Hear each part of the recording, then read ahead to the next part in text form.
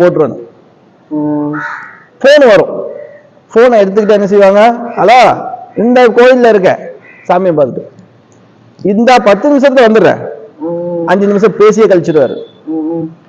அப்போ அந்த தவறு நம்ம செய்யக்கூடாது. அடுத்து ஒரு என்ன அப்படின்னா, ஒரு ஊர்ல இருந்து ஒரு 2-3 பேர் இப்ப ஒருத்தர் பாக்குறாங்க, கோயில்ல சாமி கும்பிட்டு ஒரு நேரத்துல உட்காருவாங்க. உட்கார்ந்த உடனே, வாங்க நல்லா இருக்கீங்களா, நல்லா இருக்கு.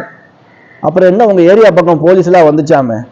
ஆமா ஆமா, எங்க வீட்டு பக்கத்துலதான் பார்வதி புருஷன் நைட்டு குடிச்சிட்டு வந்து அடி என்ன அடிச்சு விட்டாரு, அந்த அம்மா போலீஸ்ல கம்ப்ளைண்ட் பண்ணிருச்சு. ஒரே போலீஸ் கூட்டமா வந்து. குடும்ப கதைகளை, மற்றவருடைய கதைகளை என்ன செய்யணும், கோவில்ல பேசுவதை தவிர்க்கணும். கோவில் மட்டும், தெய்வத்தை மட்டும்தான் நம்ம மனசை நினைச்சிருக்கணும்.